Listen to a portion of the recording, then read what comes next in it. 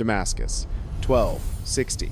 The Crusades were ending, but for Christian women left behind, something worse was just beginning. When Mamluk armies breached Acre's gates in spring 1260, contracts meant nothing. Catherine's father died in his own courtyard, still clutching documents with a sultan's seal that he believed would save them. Catherine, aged 23, and her mother were pulled apart in the chaos. She never saw her mother again, never learned if she survived the first hour. 3 months later, Catherine stood in an underground chamber with 17 other captured Christian women facing a man named Emir Tashtamur, whose title translated to integration specialist. Before her, 3 doors that would determine whether she survived the next decade. Behind door 1, women wept softly like prayer. Behind door 2, silence so thick it felt like drowning. Behind door 3, laughter and voices discussing poetry in Arabic. Tashtamur wasn't choosing slaves, he was sorting inventory using systematic methodology the Mamluks had developed over decades of processing thousands of captives annually. Before we descend into 12 years of what court records reveal about the Mamluk systematic processing of captured Christian women, hit that subscribe button for medieval spirits. Because what you're about to discover is how Catherine of Acre, 23 years old, merchant's daughter, whose father died holding worthless contracts, faced 3-door selection in Damascus, 1260, conducted by Emir Tashtamur, integration specialist. How door 1 led to basic domestic service in military households, door 2 to immediate Damascus slave market sale, door 3 to administrative household placement requiring education and linguistic ability. How Tashtamur asked if she could read. She answered yes, French, Latin, some Arabic, was given Arabic text and read it aloud, selecting her for door 3. How 60-day training with Sophia, captured 20 years earlier from Armenia, now trainer, systematically erased Christian identity through weekly programs, language elimination, body memory retraining, household management, sexual exploitation requirements presented as survival strategy. How she was placed in Emir Kalawun's household for 600 dirhams, performing dual function, correspondence manager during day 4 languages, sexual exploitation twice weekly at night, Kalawun's son's education, and how, after 12 years, 1260 to 1284, on October 3rd, 1284, Catherine stood during Sultan Kalawun's public audience and petitioned directly for manumission, citing 12 years faithful service and Islamic jurisprudence provisions. Chief Qadi confirmed petition legally sound. Kalawun granted it that afternoon. She was freed with 12 dirhams monthly salary until death in 1315, age 63. This is how systematic processing created survival, requiring perfect understanding of the system that enslaved you. Now let's go back to spring 1260 and watch a merchant's contracts dissolve like ink in water.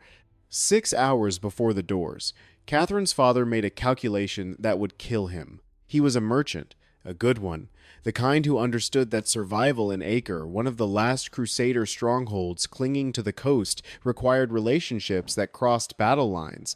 He had contracts with Mamluk officials, letters sealed with wax and official stamps, promises written in Arabic and Latin that assured safe passage for his family and his goods. He believed paper could stop steel. He was wrong. When the Mamluk armies breached the gates in spring 1260, those contracts dissolved like ink in water. His carefully negotiated agreements meant exactly nothing to the soldiers pouring through the streets. The letters he clutched as proof of protection became kindling. His title in the Mamluk administration translated roughly to integration specialist. Integration, that word appears in the official records with disturbing frequency. It sounds almost humane, clinical, like helping refugees adjust to a new society. Here's what it actually meant. The Mamluks had learned something during their own enslavement that most conquerors never grasp. Human beings are malleable. Given the right combination of time, isolation, and total environmental control, you can systematically erase one identity and build another in its place. They knew this because it had been done to them. Every sultan, every emir, every commander who shaped the medieval Middle East had started as a slave boys, taken from Turkic tribes in Central Asia, from Circassian communities in the Caucasus, purchased as children, converted to Islam, trained in warfare and administration with ruthless precision. Picture this paradox. By their 20s, these former slaves had become elite warriors. By their 30s, they commanded armies. And when the Ayyubid dynasty collapsed in 1250, it was a Mamluk, a former slave, who seized the Egyptian throne. The ruling class consisted entirely of men who'd been systematically transformed through bondage. And they didn't view this as tragedy, they viewed it as proven methodology. And what they were about to do to Catherine and 17 other women was apply that same proven methodology. If boys could be converted into warriors, then captured populations could be converted into whatever the state required. And the state required much. Soldiers, servants, artisans, laborers, administrators, and women who could perform functions that free women of equivalent status could not or would not provide. So they built infrastructure to process thousands of people annually, 7 major facilities in Damascus alone, standardized procedures, medical examinations within 24 hours of arrival, classification based on age, origin, physical condition, and assessed capability. Records tracked every individual through the system. Mortality rates were calculated. Productivity was measured. The Mamluks approached human acquisition with the same systematic thinking they applied to military logistics. Tashtamur was one administrator in this vast apparatus.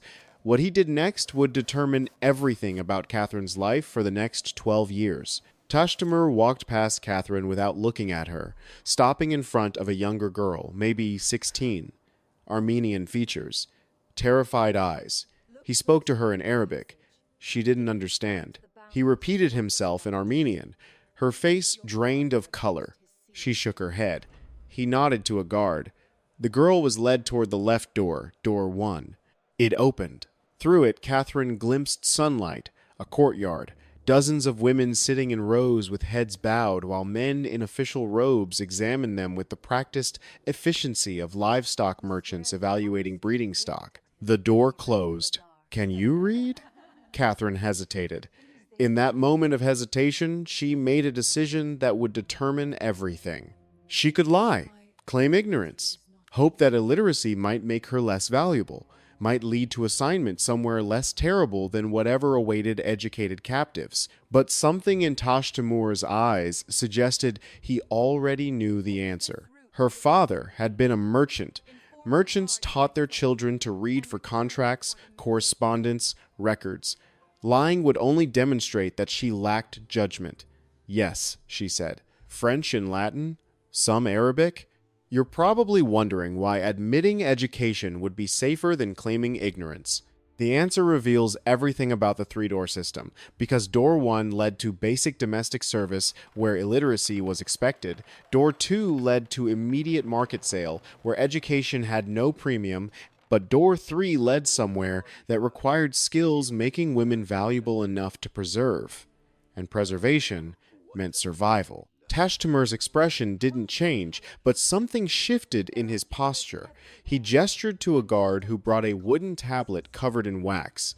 On it, someone had written a sentence in Arabic script. Read this. Catherine studied the words. The script was formal, classical, a line from religious poetry. She read it aloud slowly, her pronunciation uncertain but comprehensible. Tashtamur took the tablet back, made a mark on the parchment he carried, then moved to the next woman without another word. Catherine didn't know it yet, but she'd just been selected for door 3.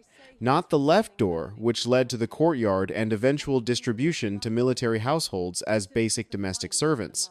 Not the center door, which led to immediate sale in the Damascus slave market. Door 3 led somewhere else entirely, somewhere that required women who possessed education, linguistic ability, skills that made them suitable for what the records called administrative household placement. This sounds almost merciful, like she'd been chosen for clerical work, correspondence, record keeping. And she had been. But that wasn't all. The administrative household track served multiple functions. Women assigned to it provided intellectual labor during the day, managing correspondence, maintaining account books, handling negotiations for women of the household who might not be literate themselves. At night, twice weekly, they provided something else, something the system had calculated with the same precision it applied to grain storage and tax collection. 3 days after the selection, Catherine was taken through door 3. She found herself in a different chamber, smaller than the first, its walls covered with carpets that muffled sound. 5 other women waited there, all selected by the same criteria, all educated, all multilingual, all young enough to be reshaped. An older woman entered. Her name was Sophia. 20 years earlier, she had been exactly where Catherine now stood, captured during a raid on Armenian territory, processed through the same system, trained in the same way. She had survived, and now she trained others to survive. Picture this trainer. You're looking at your own future. If you succeed at transformation, someone who's internalized the system so completely that she can systematically erase other women's identities with clinical precision. Sophia represents both hope, survival is possible, and horror, survival requires becoming an instrument of the system that destroyed you. What Sophia taught over the next 60 days was systematic erasure paired with systematic reconstruction, and the weekly breakdown reveals exactly how identity transformation works when you have total control over environment and unlimited time. Week 1. Language. Not learning Arabic, Catherine already spoke some, but forgetting how to speak in ways that signaled Christian identity. Certain phrases had to be eliminated. References to Christian prayer, appeals to saints, even casual invocations that Christians used without thinking. God willing was acceptable. Christ preserve us was not. Sophia listened to their conversations with each other, correcting, always correcting, until the linguistic markers of their former faith vanished from their speech. Week 2. Body memory. How you move. How you hold yourself. Christian women carried themselves differently than Muslim women of equivalent social status. The differences were subtle but visible to trained observers. Posture, gesture, the way you lowered your eyes, or failed to.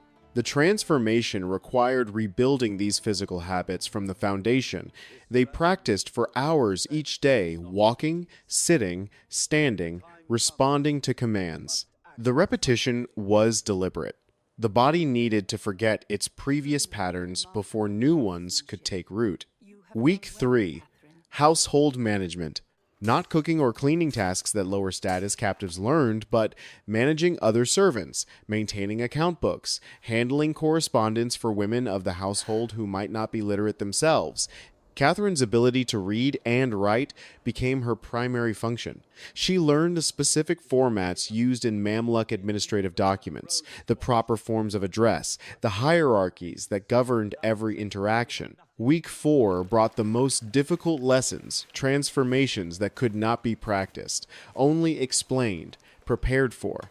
Sophia spoke with clinical precision about what would be expected in the household where Catherine would eventually be placed, the nature of access that male household members would have, the responses that were required, the absolute necessity of compliance presented not as moral instruction but as survival strategy. Resistance is waste, Sophia explained, her voice devoid of emotion. The household has invested in your acquisition and training. Resistance damages that investment. Damaged investments are discarded. Catherine had seen the markets during her first week in Damascus, a brief excursion that served as object lesson more than orientation. The lower tier markets where damaged goods were sold at deep discount, women whose resistance had marked them as untrainable, women whose physical damage made them unsuitable for anything except the hardest labor. Women who would be worked until they died, a process that typically took between 2 and 5 years, according to the mortality calculations that administrators tracked with the same precision they tracked grain harvests. You're wondering how someone like Sophia herself, a victim 20 years earlier, could deliver these explanations with such clinical detachment.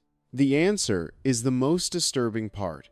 The 60-day transformation program didn't just work on new captives, it had worked on Sophia first, so thoroughly that she'd become the system's perfect instrument. And by week 8, Catherine was becoming exactly what Sophia had been created to produce. By week 8, Catherine barely recognized herself. She moved differently, spoke differently, thought differently. The constant reinforcement had created new patterns that felt almost natural. When she caught her reflection in the polished bronze mirror that hung in the training chamber, she saw someone who could pass for a woman born into a Mamluk administrative household, someone who belonged. This was the goal, not mere compliance, but internalized identity shift. The Mamluks understood something that wouldn't be articulated in modern psychology for centuries. Given sufficient time and total control over environment, human identity is far more malleable than most people believe. Catherine had not been broken, she had been rebuilt. Week 9 brought her placement. The household of Emir Kalawun occupied an entire district block in Damascus. Kalawun would eventually become Sultan, though in 1260 he was merely one of Sultan Baybars's most trusted commanders. His household reflected his rising status. 37 soldiers, 18 administrative staff, 43 domestic servants, and 11 women in the harem section, each with their own rank and function within the household hierarchy. Catherine arrived in a closed sedan chair accompanied by Sophia and 2 guards. The transfer was documented. Papers changed hands. Payment was recorded. She had cost Kalawun 600 dirhams, a substantial sum that reflected her assessed value. Educated, trilingual, trained in administrative household management. The investment carried expectations.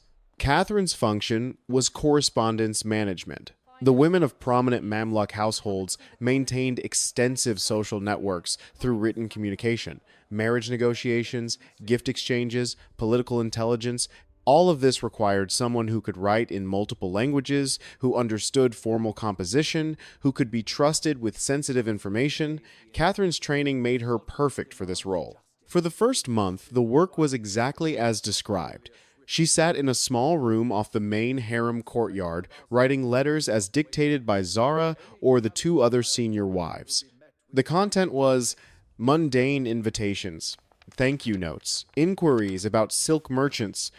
She wrote in beautiful script on expensive paper, sealed the letters with wax, filed copies in the household records. The work was boring. And boring was safety boring, meant her value derived from skills that would remain useful for years. Boring meant the investment in her training would be protected.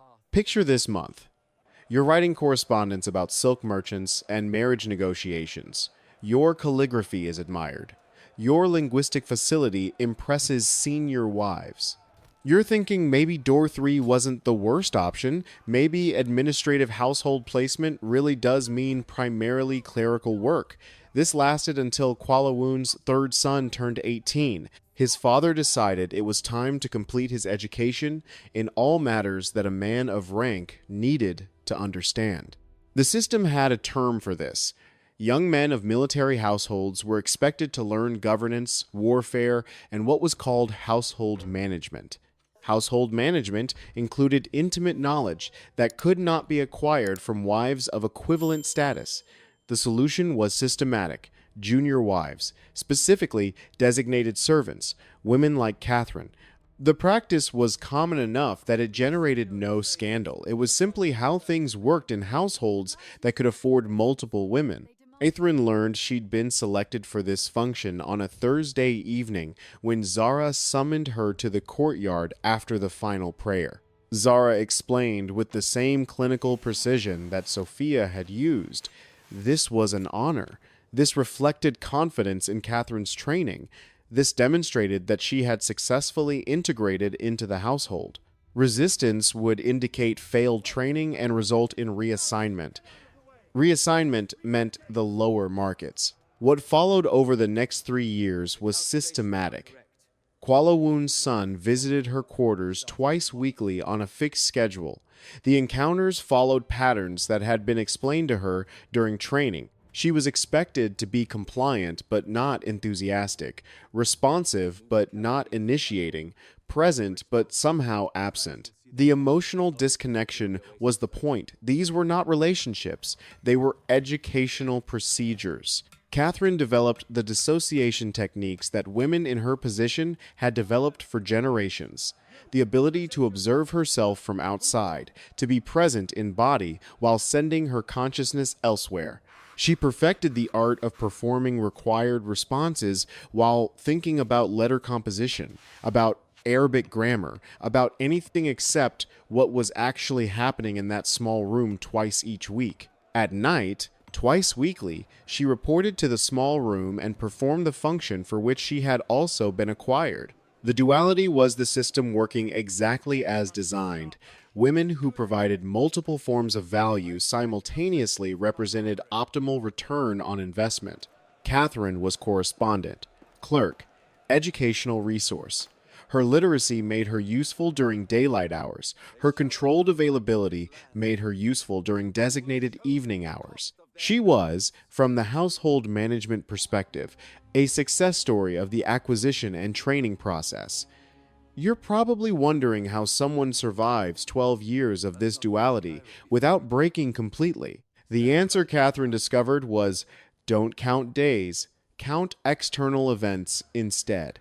When Kuala became Sultan in 1279, when his son married and stopped requiring her educational services, and when she was assigned to train a newly acquired Armenian girl in correspondence management, that assignment broke something in Catherine that 3 years of systematic exploitation had failed to touch. Looking at the Armenian girl freshly processed through the transformation system, seeing her own past reflected in terrified eyes, Catherine realized she had become Sophia. She was now the instructor, the one who would train the next acquisition to accept what Catherine had accepted, the one who would explain with clinical precision what functions the girl would perform. She could not do it. The household maintained a tradition that senior members could petition the Sultan directly during weekly public audiences. This was a legitimizing practice, a way for the ruling Mamluks to demonstrate their accessibility despite absolute power.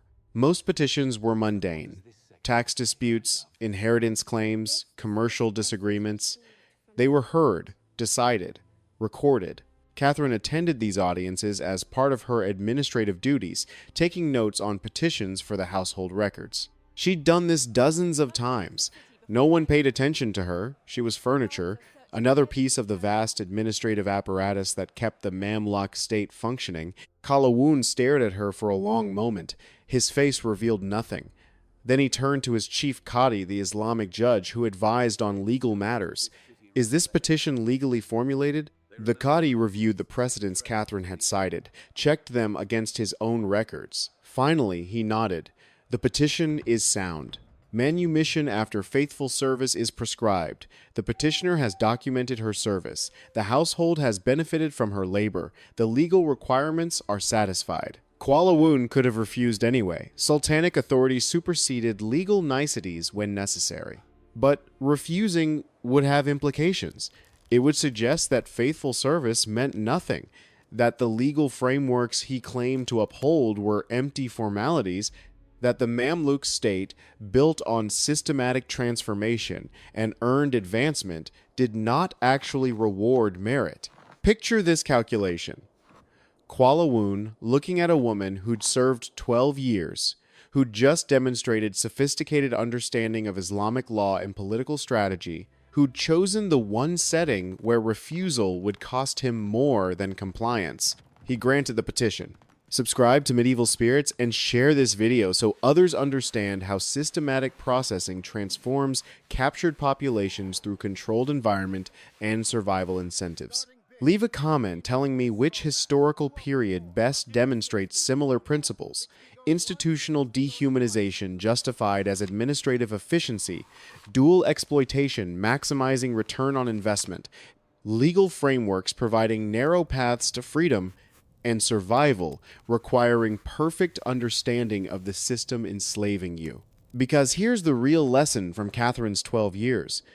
When a 23-year-old merchant's daughter faces 3 doors and chooses to admit literacy rather than claim ignorance, she's calculating that preservation through value is safer than anonymity through uselessness. 60 days later, she's rebuilt as someone who can write correspondence in 4 languages while dissociating during twice-weekly exploitation. 12 years later, she stands in public audience and constructs legally sound petition that costs more to refuse than grant. Sometimes, the smallest act of agency speaking, when silence is expected, is the only victory that matters, when systems are designed to eliminate choice entirely.